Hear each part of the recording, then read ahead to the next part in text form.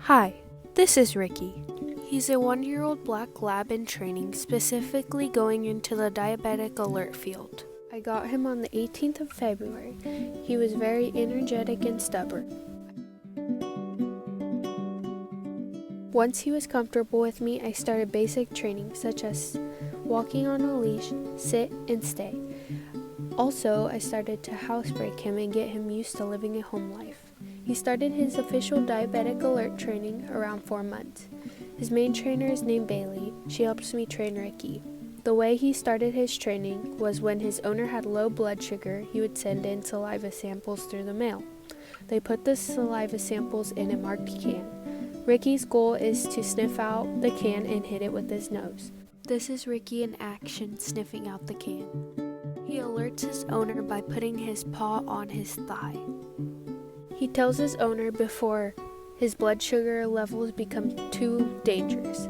Ricky will be going home in February. The owner is from Oklahoma and working in the oil fields, meaning I won't be able to see Ricky anymore. This is Ricky's family. His owner was not able to make it at the time because he was working. Now that he's older and planning to go home soon, I only get to see him on Wednesdays and on the weekends. Some common activities I do with him are we go to the store and we go for our walks. So he gets lots of socialization with humans and other animals. This is important for a service dog because it makes them friendly and more stable. He's working on getting used to loud wheels hitting the ground because he gets very scared over them. The things he is most scared of are shopping carts and skateboards. I am hoping to gain more experience in dog training. But the most important thing is making sure that Ricky is safe and comfortable at all times. Right when I wake up, I get him his food and offer him water. Then I take him out to relief.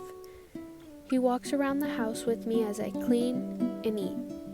Around noon, I offer him water and relieve him again. Usually I take him outside or run errands with him for the rest of the day. Then around 6 to 7, I give him food and water and take him out to relieve. Lastly, around 9 o'clock, I take him to relieve again and put him in the kennel to sleep. I get my food from High Test Kennels. He eats and drinks out of a metal bowl. His favorite toy is his dinosaur. When I walk him, I use a leather leash and a training collar.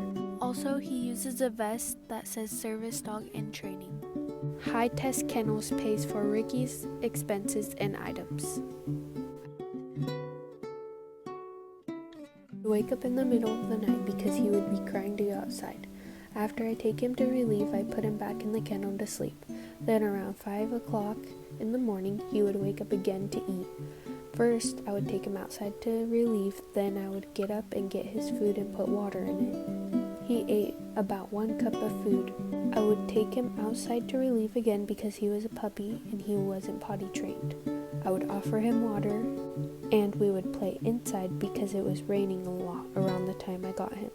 Around noon, I would give him lunch. His lunch was 1 cup of food. He needed to relieve about every 1 to 2 hours. During the day, I would take him around with me, but he wasn't allowed to touch the ground because he didn't have his shots at the time. Once he got his shots, he was able to walk around everywhere with me. Around 6 o'clock, I would feed him 1 cup of food again and take him outside to relieve, then play with him for a while and take him out again to relieve before bed.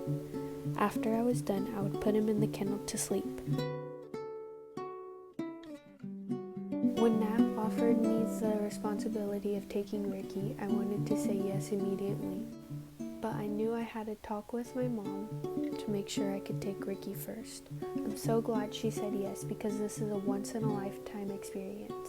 I'm gonna miss Ricky a lot once he leaves. I put a lot of time and effort into him and I really love him. I hope his owners in Oklahoma treat him well and he has a great time over there and I hope he never forgets me.